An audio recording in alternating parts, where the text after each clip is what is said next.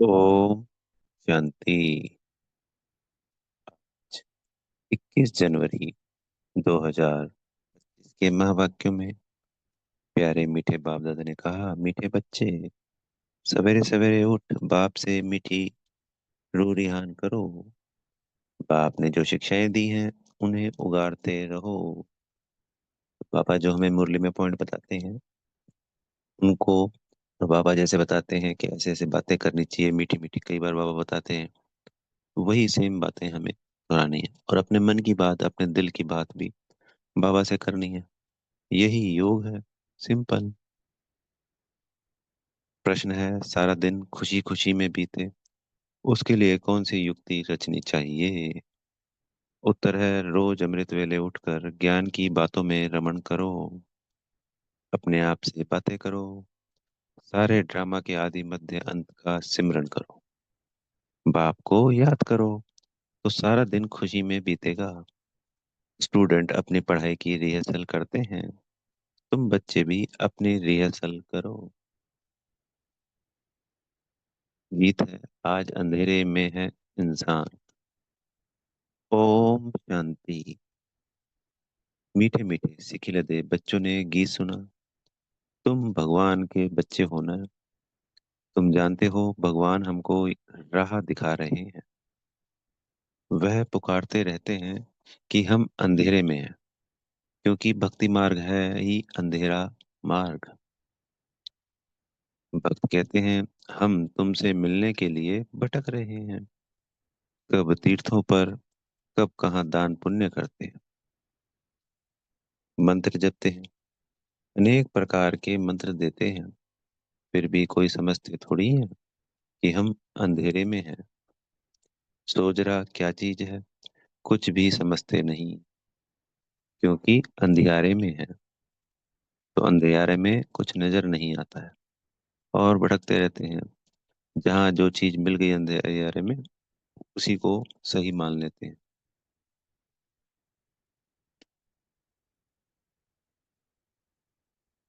अभी तुम तो अंधियारे में नहीं हो, क्योंकि हमें ज्ञान रूपी सोजरा मिल गया है, उजाला मिल गया। क्या राइट है क्या रॉन्ग है, ये पता चल गया है। तुम वृक्ष में पहले पहले आते हो, नई दुनिया में जाकर राज्य करते हो, फिर सीढ़ी उतरते हो। इसके बीच में है इस्लामी, बौद्धी, क्रिश्चियन आते हैं। अब बाप फिर सैंपलिंग लगा रहे हैं। सवेरे उठकर ऐसे ऐसे ज्ञान की बातों में रमण करना चाहिए। तो जो पूरा ज्ञान है उसी को मन मन दोहराना है। मन की और बातें, जो भी दिल की बातें हैं, बाबा से करनी है बड़े प्रेम से। कितना यह वंडरफुल नाटक है। इस ड्रामा के फिल्म की रील की ड्यूरेशन है 5000 वर्ष। सत्युग की आयु इतनी, त्रेता की आयु इतनी। बाबा में भी यह सारा ज्ञान है ना। दुनिया में और कोई नहीं जानते। तो बच्चों को सवेरे उठकर एक तो बाप को याद करना है और ज्ञान का सिमरन करना है खुशी में। अभी हम सारे ड्रामा के आदि मध्य अंत को जान चुके हैं। बाप कहते हैं कल्प की आयु ही 5000 वर्ष है। मनुष्य कह देते हैं लाखों वर्ष। कितना वंडरफुल नाटक है। बाप बैठ जो शिक्षा देते हैं उसको फिर उगारना चाहिए, रिहर्सल करना चाहिए। स्टूडेंट पढ़ाई की रिहर्सल करते हैं ना। तुम मीठे मीठे बच्चे सारे ड्रामा को जान गए हो। बाबा ने कितना सहज रीति बताया है कि यह अनादि अविनाशी ड्रामा है। इसमें जीतते हैं और फिर हारते हैं। अब चक्र पूरा हुआ, हमको अब घर जाना है। बाप का फरमान मिला है, मुझ बाप को याद करो। यह ड्रामा की नॉलेज एक ही बाप देते हैं। बेसिक बात यह है, हम जब तक ज्ञान में नहीं थे तब तक हम दूसरों का मनन चिंतन करते थे, दूसरों के बारे में सोचते थे। परिवार हो गया और दूसरी आत्मा कोई भी हो गई। जो भी व्यर्थ है वो चलता था। पर अब हमें स्वयं के बारे में सोचना है, स्वयं के ऊपर फोकस करना है, क्या क्या कमी कमजोरी है, इसको निकालना है। मन को एकाग्र करके ज्ञान की तरफ लेके जाना है, बाबा की याद की तरफ लेके जाना है। ज्ञान के पॉइंटों का मनन चिंतन करना है। जो कर्म करना है वो तो करना ही करना है, पर ज्ञान में आगे जाने के लिए, प्राप्तियों के लिए स्वयं पे फोकस करना जरूरी है। तो मैं आत्मा का जो ज्ञान मिला है, जब तक हम इस पे फोकस नहीं करेंगे, अपने मन बुद्धि संस्कार को नहीं बदलेंगे बाबा की श्रीमत के अनुसार, आगे नहीं जा सकते। क्यों वे? क्योंकि दूसरों के बारे में सोचते रहे। वो कर्म अभी भी करने हैं, पर वो ज्यादातर व्यर्थ होता है।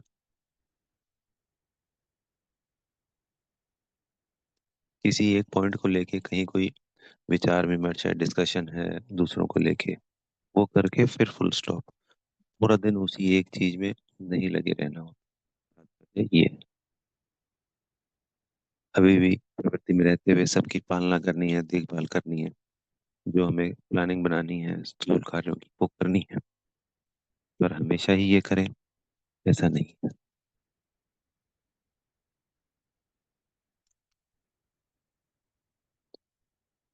जब तक हम स्वयं से बातें नहीं करेंगे, ज्ञान का मनन चिंतन नहीं करेंगे, तब तक हमारा परिवर्तन नहीं हो सकता। बाप का फरमान मिला है, मुझ बाप को याद करो। यह है ड्रामा की नॉलेज, एक ही बाप देते हैं। नाटक कभी लाखों वर्ष का थोड़ी ही होता है, कोई को भी याद ना रहे। 5,000 वर्ष का चक्र है जो सारा तुम्हारी बुद्धि में है। कितना अच्छा हार और जीत का खेल है। सवेरे उठकर ऐसे ऐसे ख्याल चलने चाहिए। हमको बाबा रावण पर जीत पहनाते हैं। ऐसी ऐसी बातें सवेरे सवेरे उठ अपने साथ करनी चाहिए, तो आदत पड़ जाएगी। इस बेहद के नाटक को कोई नहीं जानते हैं। एक्टर होकर आदि मध्य अंत को नहीं जानते हैं। अभी हम बाबा द्वारा लायक बन रहे हैं। बाबा अपने बच्चों को आप समान बनाते हैं। आप समान भी क्या, बाप तो बच्चों को अपने कंधे पर चढ़ाते हैं, यानी अपने से ऊंचा उठाते हैं। कंधे पे जब बच्चा बैठा होता है तो बाप के सर पे हाथ रख के या सर पे सर रखता है ना जी, तो ऊंचा हो जाता है ना। बाबा का कितना प्यार है बच्चों से, कितना अच्छी रीति समझाते हैं। मीठे मीठे बच्चों, मैं तुमको विश्व का मालिक बनाता हूँ। मैं नहीं बनता हूँ, तुम बच्चों को बनाता हूँ। तुम बच्चों को गुल गुल बनाकर फिर टीचर बन पढ़ाता हूँ। फिर सदगति के लिए ज्ञान देकर तुमको शांति धाम सुख धाम का मालिक बनाता हूँ। मैं तो निर्वाण धाम में बैठ जाता हूँ। लौकिक बाप भी मेहनत कर, धन कमाकर, सब कुछ बच्चों को देकर खुद वानप्रस्थ में जाकर भजन आदि करते हैं। परंतु यहाँ तो बाप कहते हैं, अगर वानप्रस्थ अवस्था है तो बच्चों को समझाकर तुम्हें इस सर्विस में लग जाना चाहिए। फिर गृहस्थ व्यवहार में फंसना नहीं है। तुम अपना और दूसरों का कल्याण करते रहो। अभी तुम सबकी वानप्रस्थ अवस्था है। बाप कहते हैं, मैं आया हूँ तुमको वाणी से परे ले जाने के लिए। अपवित्र आत्माएं तो जा ना सके, यह बाप सम्मुख समझा रहे हैं। मजा भी सम्मुख में है। वहां तो फिर बच्चे बैठ सुनाते हैं, यहाँ बाप सम्मुख है। तब तो मधुबन की महिमा है ना। तो बाप कहते हैं, सवेरे उठने की आदत डालो। तो 4 बजे उठना होता है, 4 से 4:45 का अमृत वेला है। इससे पहले भी अगर कोई उठना चाहे तो 2 बजे से अमृत वेला शुरू हो जाता है। तो 2 से 4 के बीच में जो जितने जल्दी उठेगा उतनी ही प्राप्तियां होंगी।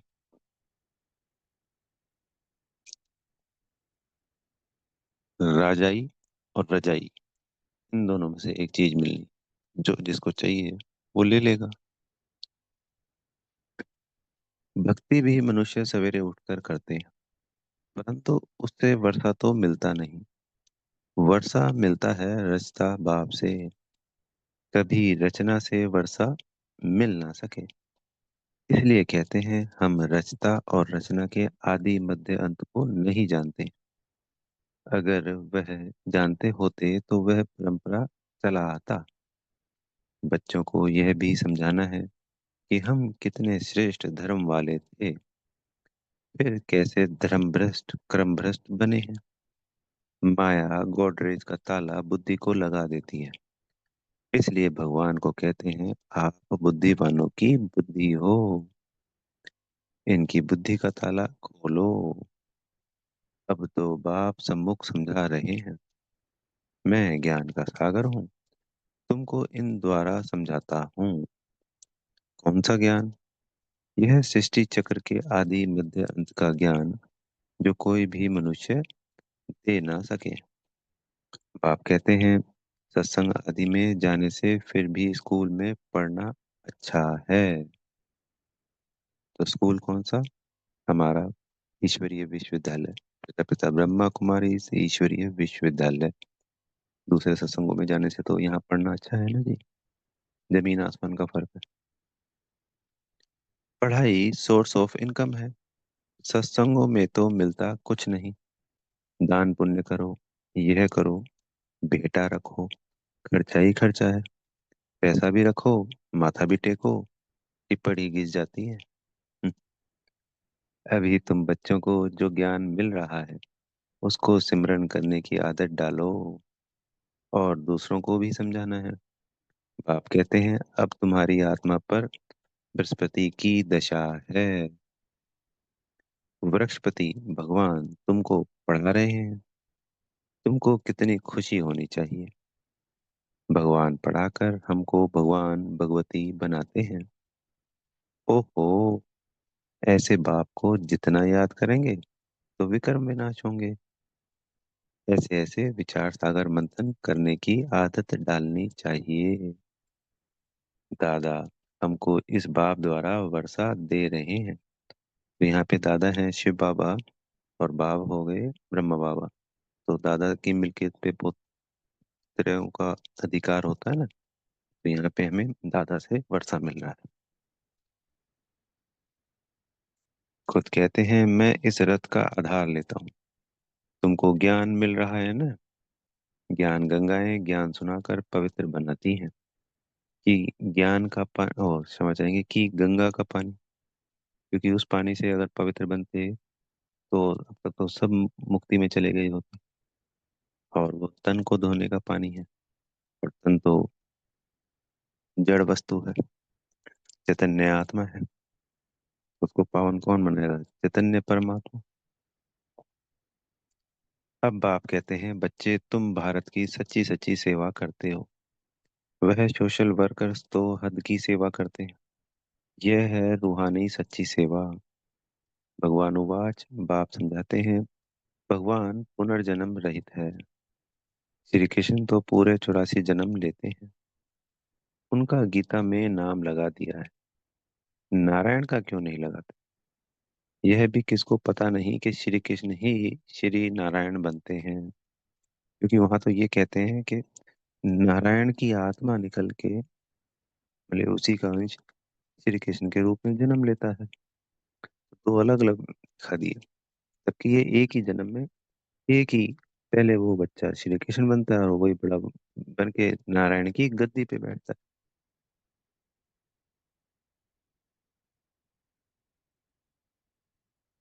श्री कृष्ण प्रिंस था, फिर राधे से स्वयंवर हुआ। अब तुम बच्चों को ज्ञान मिला है, समझते हो शिव बाबा हमको पढ़ाते हैं। हम बाबा भी हैं, टीचर सदगुरु भी हैं। सदगति देते हैं। ऊंच से ऊंच भगवान शिव ही है। वह कहते हैं मेरी निंदा करने वाले ऊंच और पा नहीं सकते। बच्चे अगर नहीं पढ़ते हैं तो मास्टर की इज्जत जाती है। बाप कहते हैं तुम मेरी इज्जत नहीं गवाना, पढ़ते रहो। एम ऑब्जेक्ट तो सामने खड़ी है। वह फिर गुरु लोग अपने लिए कह देते हैं, जिस कारण मनुष्य डर जाते हैं। समझते हैं कोई श्राप ना मिल जाए। गुरु से मिला हुआ मंत्र ही सुनाते रहते हैं। सन्यासियों से पूछा जाता है, तुमने घर बार कैसे छोड़ा? कहते हैं, यह व्यक्त बातें मत पूछो।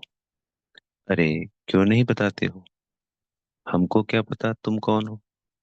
शुरूर बुद्धि वाले ऐसी बातें करते हैं। अज्ञान काल में कोई कोई को नशा रहता है। स्वामी राम तीर्थ का अनन्य शिष्य स्वामी नारायण था। उनकी किताब आदि बाबा की पढ़ी हुई है। बाबा को यह सब पढ़ने का शौक रहता था, यानी ब्रह्मा बाबा को। छोटेपन में वैराग्य आता था। फिर एक बार बाइस्कोप देखा, बस वृत्ति खराब हुई, साधुपना बदल गया। तो अब आप समझाते हैं वह सब गुरु आदि हैं भक्ति मार्ग के। सर्व का सदगति दाता तो एक ही है, जिसको सब याद करते हैं, गाते भी हैं। मेरा तो एक गिरधर गोपाल, दूसरा न कोई। गिरधर श्री कृष्ण को कहते हैं। वास्तव में गाली यह ब्रह्मा खाते हैं। श्री कृष्ण की आत्मा जब अंत में गांव का छोरा तमोप्रधान है, तब गाली खाई है। असल में तो यही श्री कृष्ण की आत्मा है ना। गांव में पला हुआ है। रास्ते चलते ब्राह्मण फंस गया, अर्थात बाबा ने प्रवेश किया। तो ब्रह्मा बाबा का जन्म हुआ था, तो उनके पिताजी गांव के मास्टर थे। फिर उन्होंने शरीर जल्दी छोड़ दिया था। फिर बाद में उन्होंने ये पैसा धन आया, तो बाबा कहते हैं गावड़े का छोरा है। और वही सतो प्रधान आत्मा जो श्री कृष्ण थी, वो अंत में आके तमो प्रधान बन गई। कहाँ विश्व की राजाई और कहाँ गावड़े का छोरा।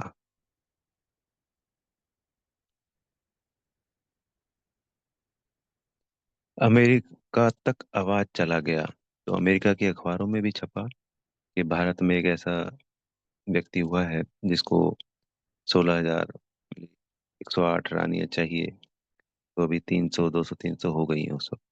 इस तरीके की बातें अखबारों में छपी थी, अमेरिका के अखबारों में। वंडरफुल ड्रामा है। अभी तुम जानते हो तो खुशी होती है। अब आप समझाते हैं यह चक्र कैसे फिरता है। हम कैसे ब्राह्मण थे, फिर देवता क्षत्रिय बने। यह 84 का चक्र है। यह सारा स्मृति में रखना है। रचता और रचना के आदि मध्य अंत को जानना है, जो कोई नहीं जानते हैं। तुम बच्चे समझते हो, हम विश्व का मालिक बनते हैं। इसमें कोई तकलीफ तो नहीं है। ऐसे थोड़ी कहते हैं आसन आदि लगाओ। हठ योग ऐसे सिखलाते हैं। बात मत पूछो, कोई कोई की ब्रेन ही खराब हो जाती है। बाप कितनी सहज कमाई करते हैं, समझ आएंगे कराते हैं। यह है 21 जन्मों के लिए सच्ची कमाई। तुम्हारी हथेली पर बहिष्ठ है। बाप बच्चों के लिए स्वर्ग की सौगात लाते हैं। ऐसे और कोई मनुष्य कह ना सके। बाप ही कहते हैं, इनकी आत्मा भी सुनती है।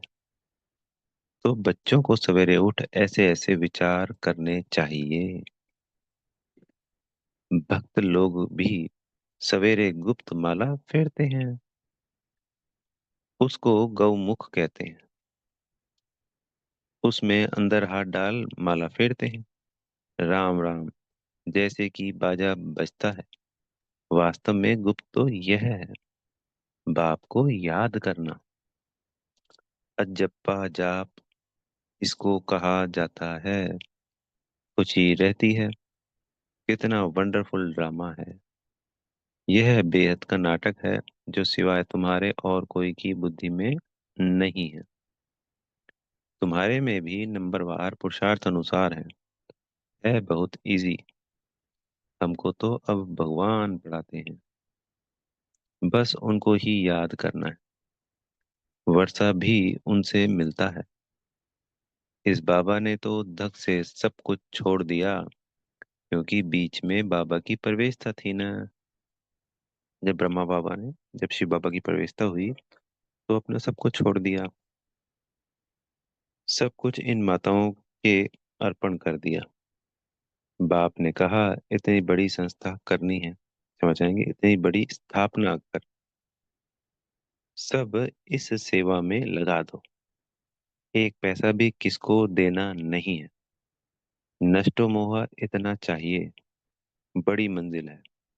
मीरा ने लोक लाज विकारी कुल की मर्यादा छोड़ी तो कितना उनका नाम है। यह बच्चियां भी कहती हैं हम शादी नहीं करेंगी, लखपति हो कोई भी हो, हम तो बेहद के बाप से वर्षा लेंगी। तो ऐसा नशा चढ़ना चाहिए, बच्चों को बेहद का बाप बैठ श्रृंगारते हैं।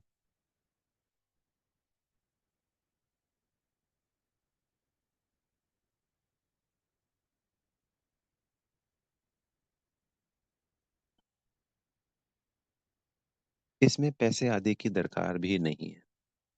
शादी के दिन वनवाह में बिठाते हैं, पुराने फटे हुए कपड़े आदि पहनाते हैं, फिर शादी के बाद नए कपड़े जेवर आदि पहनाते हैं। तो अभी हम सब वनवाह में हैं, अभी हमें साधारण रहना है, बहुत ऊंचे शोशाबाजी वाले कपड़े नहीं पहनने हैं। हाँ, प्रवृत्ति में रहते हुए कलरफुल पहनने हैं, पर कोशिश हो लाइट कलर हो, तड़क भड़क वाले ना हो, फैंसी डिजाइन वाले ना हो, सिंपल साधारण। फिर वनवाह से सतयुग में जब जाएंगे तो श्रृंगार ही श्रृंगार है।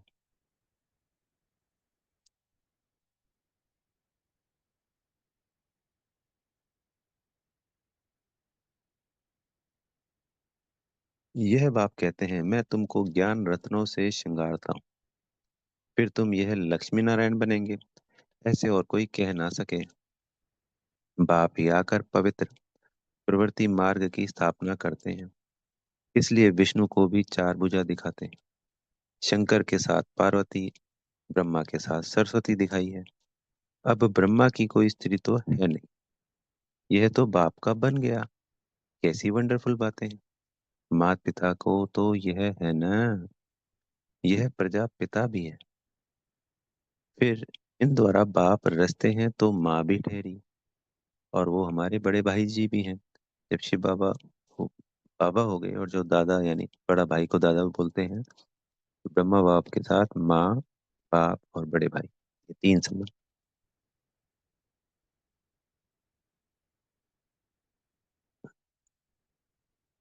सरस्वती ब्रह्मा की बेटी गाई जाती है।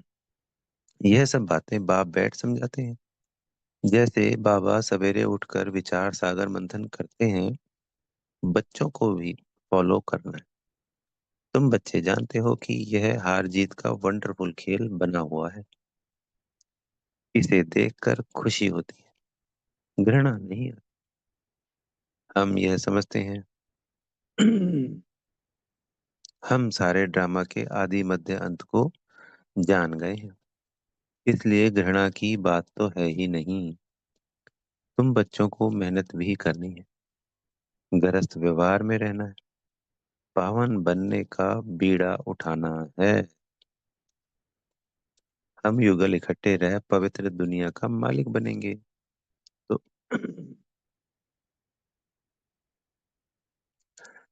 पुराने जमाने में बीड़ा उठाने का तात्पर्य होता है कि कोई चैलेंज दिया जाता था, तो एक पान का जो बीड़ा होता है, जो पान खाने वाला पान, वो उसमें रखा जाता था कि भाई जो इस चैलेंज को स्वीकार करता है वो इसको उठा ले। तो जो उस चैलेंज को स्वीकार करता था तो उस पान को उठा के बीड़े को खा लेता था। तो हमें उस अपवित्र प्रवृत्ति मार्ग को छोड़कर संपूर्ण पवित्रता के प्रवृत्ति मार्ग को अपनाना है। तो यह है बीड़ा बाबा ने आए हैं, हम बेहद के सभी बच्चों को दिया है। तो जो उठाएगा सो पाएगा।